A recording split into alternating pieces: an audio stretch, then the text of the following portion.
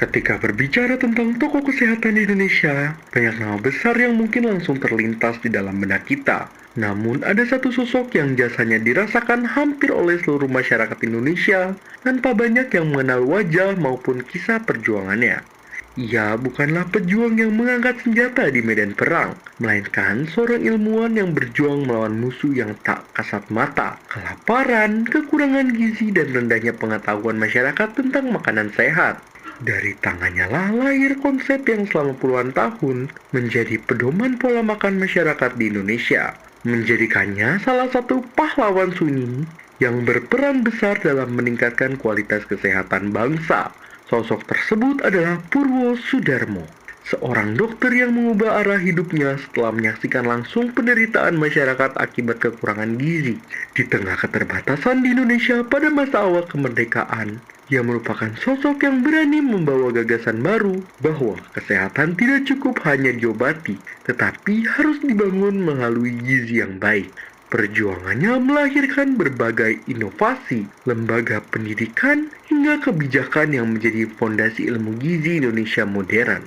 Lalu bagaimana perjalanan seorang dokter biasa hingga akhirnya dikenal sebagai Bapak Gizi Indonesia? Kisah inspiratif inilah yang akan kita telusuri lebih jauh. Kekurangan gizi masih menjadi salah satu masalah di Indonesia. Pemirsa, Indonesia sedang menghadapi masalah gizi yang cukup serius. Publik menyoroti soal pentingnya keberadaan ahli gizi dalam program makan bergizi gratis.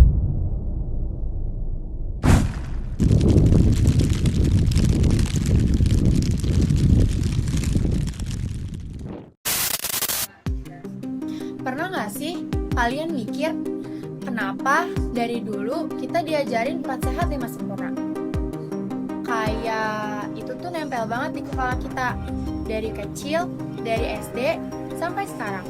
Tapi pernah nggak kita benar-benar tahu siapa yang pertama kali memperkenalkan itu? Dan yang lebih menarik lagi, kenapa konsep itu bisa bertahan selama bertahun-tahun di Indonesia?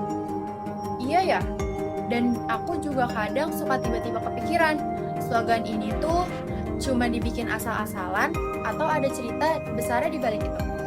Ada, dan justru ceritanya itu gak sesederhana konsepnya, karena awalnya bukan tentang makanan sehat, tapi tentang orang-orang yang sakit dan gak ada yang tahu kenapa. Hah, maksudnya? Tentang orang-orang sakit yang bahkan kita nggak tahu penyebabnya? Iya benar, makanya hari ini aku pengen banget ngasih tahu gimana sih cerita besar balik slogan 4 sehat 5 sempurna yang dibuat oleh Bapak Purwo Sudarmo. Kalau ditarik ke awal, sebenarnya perjalanan beliau itu dimulai dari mana sih? Kalau kita lihat dari awal banget, ceritanya justru dimulai dari keterbatasan.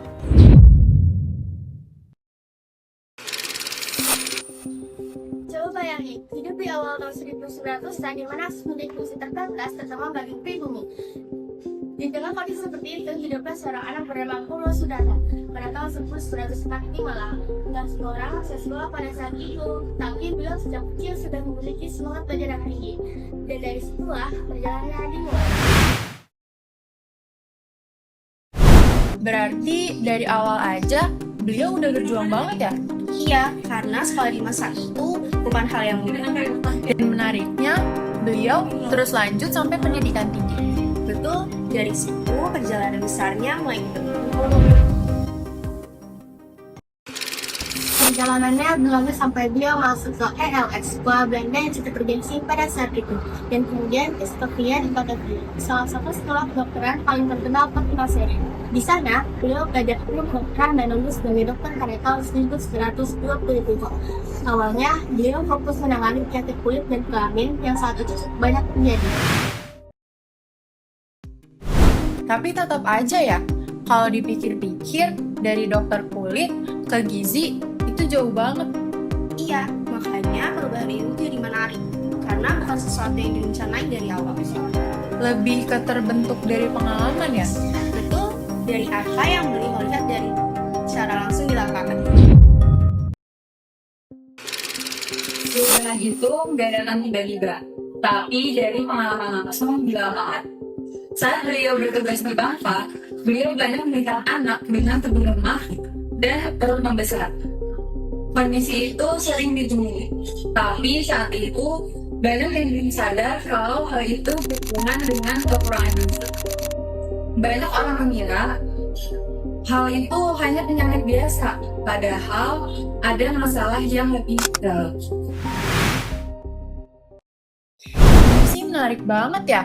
Masalahnya udah ada dari dulu, tapi belum dipahami. Iya, dan itu sering kejadian. Kita lihat gejalanya, tapi kita belum ngerti penyebabnya apa.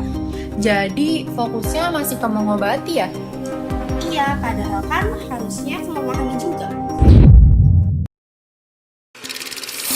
Dari situ, beliau mulai mempertanyakan banyak hal.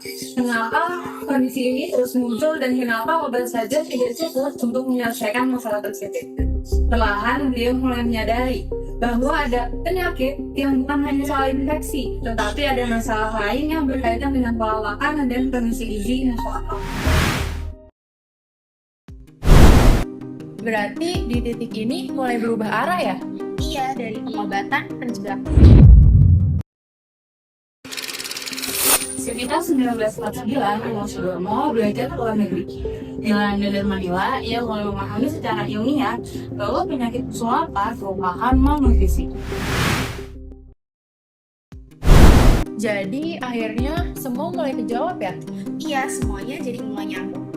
Dan justru terjawab setelah beliau belajar di luar negeri. Dari itu semuanya terasa lebih jelas. Beliau menyadari bahwa banyak penyakit yang ternyata berkaitan dengan kekurangan gizi. Di titik ini, cara pandangnya berubah dari mengobati menjadi mencegah. Ketika kembali ke Indonesia, beliau mulai membangun suatu sistem. Tahun 1951, beliau membangun sekolah juru penerang makanan agar masyarakat Indonesia bisa memahami gizi dengan cara yang lebih sederhana.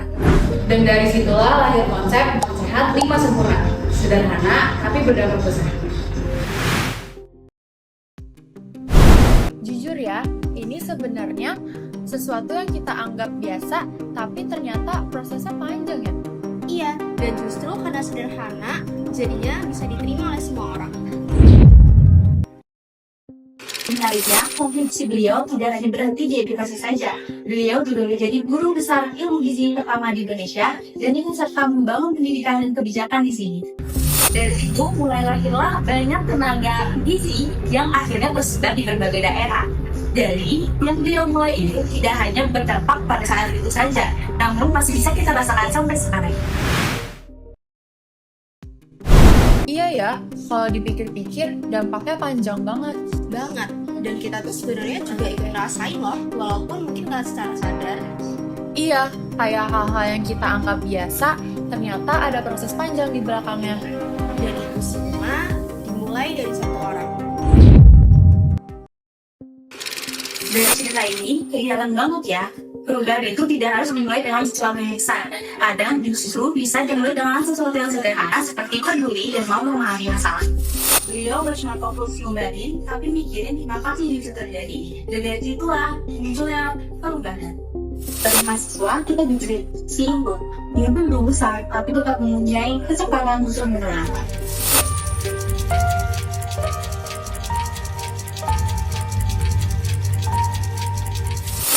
Ketika konsep 4 sehat 5 sempurna mulai diperkenalkan, Indonesia sebenarnya sedang berada dalam masa pembangunan. Kondisi kesehatan masyarakat masih menjadi tantangan besar. Angka kekurangan gizi masih cukup tinggi, terutama pada anak-anak. Di berbagai daerah, masyarakat masih menghadapi keterbatasan pangan, akses kesehatan yang belum merata, dan minimnya pengetahuan mengenai pentingnya gizi. Dalam kondisi seperti itu, kehadiran konsep 4 sehat 5 sempurna menjadi sesuatu yang sangat berarti.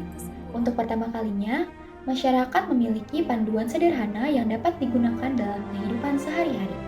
Konsep tersebut mudah diingat, mudah dipahami, dan dapat diterapkan oleh berbagai kalangan. Banyak keluarga mulai mengenal pentingnya mengonsumsi makanan yang beragam. Anak-anak sekolah mulai diajarkan mengenai kelompok makanan yang diperlukan oleh tubuh. Guru-guru menjelaskan konsep tersebut di kelas, sementara tenaga kesehatan dan penyuluh gizi menyebarkan kepada masyarakat. Perlahan tetapi pasti, kesadaran tentang pentingnya gizi mulai tumbuh. Masyarakat tidak lagi hanya memandang makanan sebagai penghilang rasa lapar, tetapi juga sebagai faktor yang menentukan kesehatan dan kualitas hidup. Perubahan cara pandang ini merupakan salah satu pencapaian besar yang berhasil diwujudkan oleh Purwosudarmo. Sebab, mengubah kebiasaan dan pola pikir masyarakat bukanlah hal yang mudah. Dibutuhkan waktu yang panjang, kesabaran, dan komitmen yang kuat. Selain itu, beliau juga menyadari bahwa perbaikan gizi tidak bisa dilakukan sendirian. Dibutuhkan tenaga-tenaga yang memiliki pengetahuan dan kemampuan untuk menyampaikan edukasi kepada masyarakat. Karena itulah, beliau turut berperan dalam mengembangkan pendidikan gizi di Indonesia. Melalui berbagai program pendidikan, lahirlah tenaga-tenaga gizi yang kemudian mulai bekerja di rumah sakit, puskesmas, sekolah, instansi pemerintah, dan berbagai lembaga lainnya. Mereka menjadi perpanjangan tangan dalam menyebarkan ilmu gizi kepada masyarakat luas. Dampak dari upaya tersebut terus berkembang dari waktu ke waktu.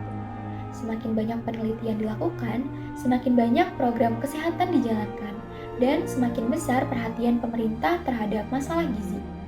Namun yang menarik, meskipun ilmu gizi terus berkembang, nilai utama yang diperjuangkan oleh Purwosudarmo tetap relevan hingga sekarang. Beliau mengajarkan bahwa kesehatan masyarakat tidak hanya bergantung pada pengobatan ketika seorang sudah sakit. Yang tidak kalah penting adalah upaya pencegahan melalui pola hidup sehat dan pemenuhan kebutuhan gizi yang baik.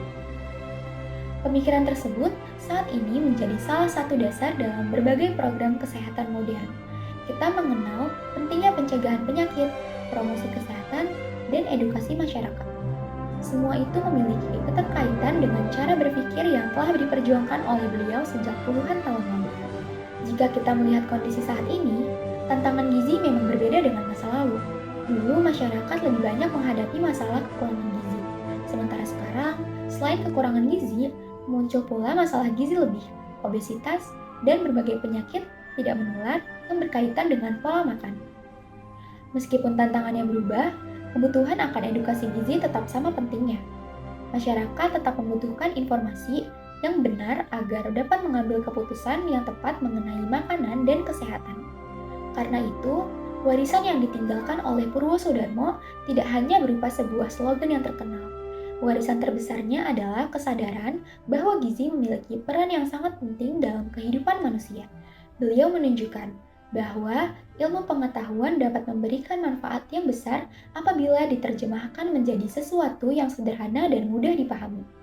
Beliau juga membuktikan bahwa satu orang dapat menciptakan perubahan yang berdampak bagi jutaan orang apabila memiliki kepedulian yang kuat terhadap masalah di sekitarnya.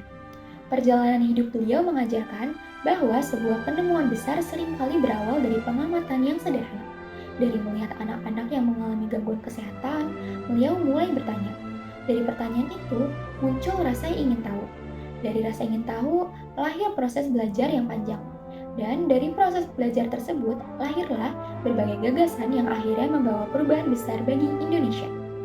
Sebagai mahasiswa, kita mungkin belum berada pada posisi menciptakan perubahan dalam skala besar. Namun, kita bisa belajar dari semangat yang beliau tunjukkan. Semangat untuk terus belajar, mencari solusi, dan memberikan manfaat bagi masyarakat. Karena pada akhirnya, kemajuan suatu bangsa tidak hanya ditentukan oleh teknologi atau pembangunan fisik, kemajuan juga ditentukan oleh kualitas manusia yang ada di dalamnya. Dan kualitas manusia sangat dipengaruhi oleh kesehatan serta gizi yang baik. Itulah mengapa kontribusi Purwosudarmo masih dikenang hingga sekarang. Bukan hanya karena beliau dikenal sebagai Bapak Gizi Indonesia, tetapi karena pemikiran dan perjuangannya yang telah membantu membangun fondasi kesehatan masyarakat Indonesia yang terus berkembang hingga hari ini. Jadi dari satu orang bisa banget ternyata ngasih dampak sejauh itu ya? Iya, dan yang bikin beda tuh sebenarnya bukan cuma ilmunya, tapi tentang kepeduliannya juga. Dan cara dia ngelihat masalah juga sih. Betul, gak cuma ini karena kita sakit apa, tapi kenapa penyakit ini bisa terjadi. Dan mungkin kita juga bisa mulai dari situ ya. Dan gak harus langsung besar, yang penting mulai aja gitu. Dari hal kecil, tapi konsisten. Karena siapa tahu dari situ juga bisa jadi sesuatu